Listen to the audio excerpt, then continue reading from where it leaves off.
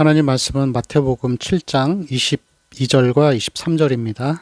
그날에 많은 사람이 나더러 이르되 주여 주여 우리가 주의 이름으로 선지자 노릇하며 주의 이름으로 귀신을 쫓아내며 주의 이름으로 많은 권능을 행하지 아니하였나이까 하리니 그때에 내가 그들에게 밝히 말하되 내가 너희를 도무지 알지 못하니 불법을 행하는 자들아 내게서 떠나가라 하리라. 아멘.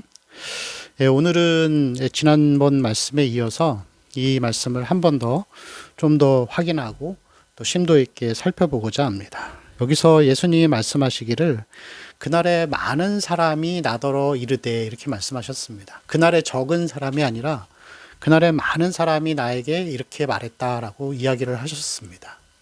여러분, 여기서 많은 사람이라고 하는 것은 이것은 그냥 단순하게 어떤 이단이나 사이비에 속한 사람들이 아니라 아니면 세상 사람들을 말씀하시는 게 아니라 정통적인 교회에 속한 자들 가운데 있는 사람들 가운데에서 많은 사람이라는 것입니다. 그래서 우리는 이 말씀을 보면서 천국을 가고 못 가고를 이단과 사이비와 정통교단, 예수를 믿는 자들 그런 구분으로 보시면 안 되고, 이단과 사이비는 다 치워놓고 정통교회 안에서 신앙생활하는 우리가 이 많은 사람 안에 속해 있다라는 것입니다. 그래서 예수님의 비유 중에서 열처녀 비유도 보면은 5처녀는 못 들어가요. 준비가 안 돼가지고. 근데 5처녀가 자기들이 못 들어갈 거라고는 생각을 못 했어요. 왜냐면 자기들은 예수 안에 속해 있으니까. 그렇지만 결론은 끔찍한 결과라는 것이죠. 자기 의심을 한 적이 없고 확신 가운데 있었지만 결국 5처녀는 버림받게 되는 것을 볼 수가 있습니다. 여러분, 그리고 이러한 문제는 그 처녀들만이 아니라 아니면 본문에 나오는 사람들뿐만이 아니라 우리도 살펴봐야 하는 문제입니다. 이것을 뭐라고 얘기하냐면은 저는 그렇게 말하고 싶습니다. 무의식적 위선이에요. 그러니까 나도 모르는 사이에 나도 속으면서 내가 안전한 곳에 있다라고 생각하게 만드는 거예요. 그래서 이 무의식적 위선은 뭐 그렇게 심각하게 그렇게까지 깊이 있게 말하냐라고 여러분 이야기하실 수 있겠지만, 하나님 앞에 갔을 때 끔찍한 결과를 받지 않기 위해서 우리가 이 말씀을 나누는 것입니다. 여러분, 이 신약 성경은 경고의 책입니다. 물론 긍정적이고 좋은 면도 다루고 있지만 신약 성경은 부정적인 면도 많이 다루고 있어요. 그래서 우리에게 계속해서 우리의 영을 시험해보고 검토해보라 그렇게 말씀하십니다. 요즘 시대에는 이 진지함을 싫어하잖아요. 그죠? 교회에서도 그냥 좀 하나님의 사랑과 위로와 또 평화와 그런 것도 자꾸 얘기한단 말이죠. 그래서 이런 무거운 주제들을 별로 안 좋아하고 이런 얘기 자꾸 하면 목회자한테 또 압박이 들어옵니다. 심하면 쫓겨나기도 하죠. 근데 그렇다고 해서 그것을 우리가 말하지 않으면은 목회자의 직분을 다하지 않은 거예요. 그리고 성도들이 그것을 듣지 않는다고 한다면은 거기에 대한 결과도 우리는 책임을 져야 한다는 것이죠. 저는 오래전에 이 청교도 신학을 엄청 열심히 공부했던 적이 있었습니다. 정말 심취해 있었고 오랜 시간을 공부했는데, 사실 청교도 신학은 굉장히 이 성화에 대한 얘기들을 많이 해요. 물론 칭의에 대한 복음도 말하지만 성화, 자기 성찰, 자기 부인, 이런 좀 좁은 길에 대한 성격이 굉장히 강한 부분들이 없잖아 많이 있습니다. 근데 저는 그때 이 청교도에 너무 빠져있는 그런 시기였기 때문에 같이 이제 신앙생활하고 이제 선교단체에 잠깐 있었는데, 이 청교도 얘기를 계속 하면은 이 사모님이신 한 분이 본인이 그러시더라고요. 자기는 청교도 싫대요. 맨날 자기 성찰하라 그러고 자기 부인하라 그러니까 싫다는 거죠. 근데 이분은 굉장히 꿈과 환상을 자주 보시는 분이었어요. 그리고 하나님과의 어떤 소통이 굉장히 강하신 분이었어요. 그렇지만 이러한 그런 것들에만 좋아했지, 정말 이 자기 영혼을 돌아보고 살펴보고 또 구원에 대해서 알아보는 일들은 그렇게 좋아하지 않더라고요.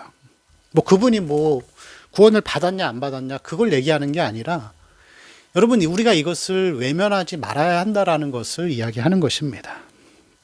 이렇게 우리가 이러한 무의식적 위선, 자기가 구원받은 것처럼 생각하며 거기에 빠지는 이유는 한 5가지가 있습니다. 첫 번째는 이 자기 검토 자체를 거부하는 거예요. 제가 지금까지 설명한 것처럼 뭘 그렇게 심각하냐. 그냥 하나님을 바라봐라. 예수님을 바라보고 그렇게 살아가라. 그렇게 생각하고 또 그렇게 얘기하는 것이죠.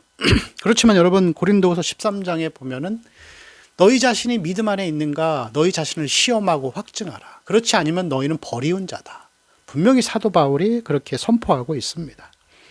그래서 여러분 신앙생활 하면서 좋은 것만 가지려고 하지 마시고 이러한 자기 성찰이나 이 검증 이런 것도 좀 이렇게 더 많이 생각해 보시고 이 하나님의 내가 하나님 안에 있는가를 잘 이렇게 숙고해 보는 것도 필요합니다. 두 번째 이러한 무의식적인 위선, 자기가 구원받은 사람이라고 생각하는 이유는 구원에 대한 잘못된 교리 때문에 그렇습니다. 그것은 뭐 모태신앙 제가 얘기했던 것처럼 지적인 믿음 뭐 이런 것들 열심주의 때문에 그런 것이죠. 그래서 자기가 모태신앙이기 때문에 구원받았고 그리고 주여자라고 입술로 고백했으니까 구원받았다라고 이야기를 하지만 구원은 그렇게 간단한 문제가 아닙니다. 그래서 교회 안에서 이 구원에 대한 교리들을 자꾸 이야기를 하고 선포해야 되는데 그게 거의 사라졌다라는 것이 너무 안타까운 현실이죠.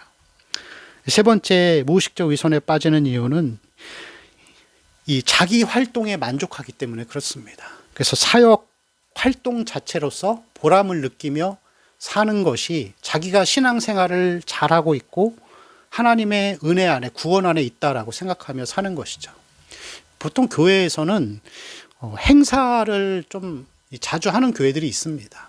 특별히 뭐 대부분 교회들 다 하겠지만 크리스마스 이브 날 이 행사 아니면은 뭐 송구영신 예배 행사 그것도 어떻게 보면 예배지만 행사잖아요. 그러면서 뭐 1년에 한 번 드리는 거니까 철저하게 준비를 하는 거예요.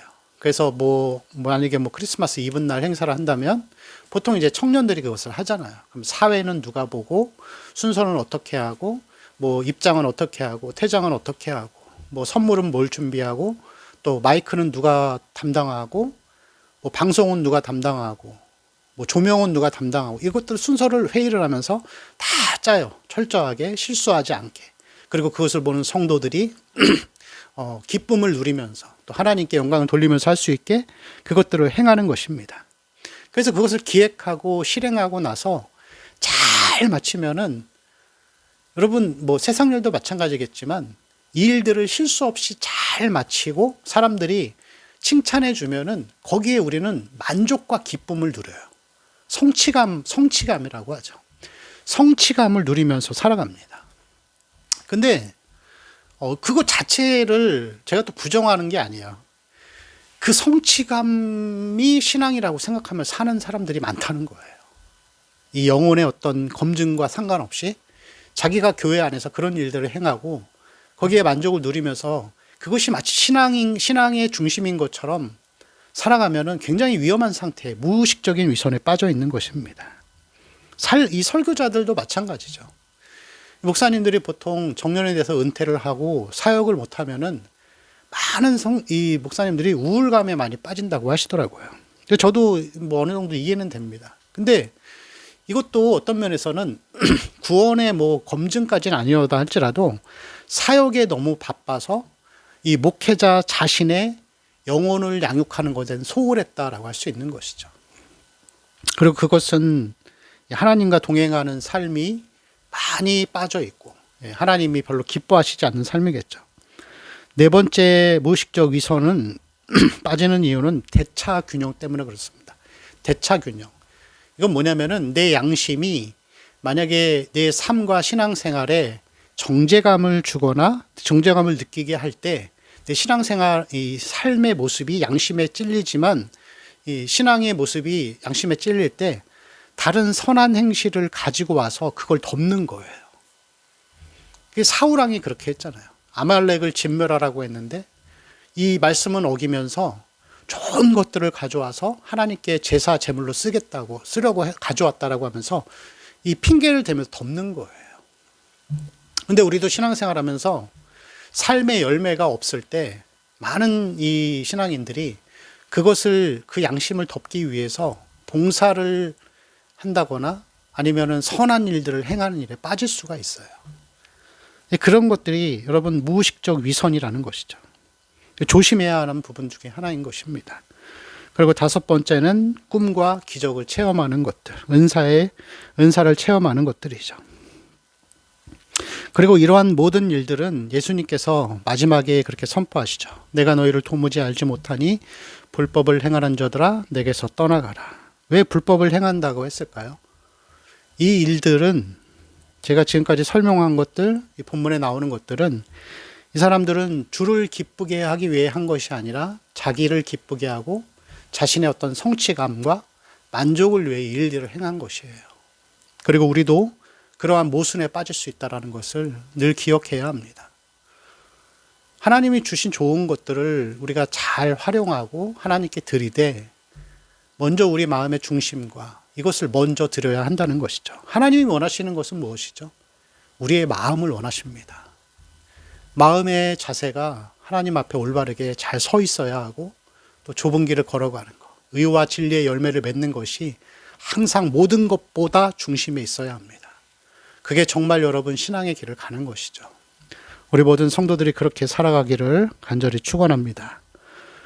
기도하겠습니다. 주여, 우리의 모든 삶이 주님이 주신 선한 것들을 하나님 잘못 활용하지 않도록 우리에게 지혜를 주옵시고 우리 마음의 중심을 진리 가운데서 잘 붙들고 의의 길을 계속해서 걸어가며 좁은 길을 걸어가는 귀한 열매로 또 나아가 맺어갈 수 있도록 주여 인도하여 주옵소서. 감사하며 우리 주 예수님의 이름으로 기도합니다. 아멘.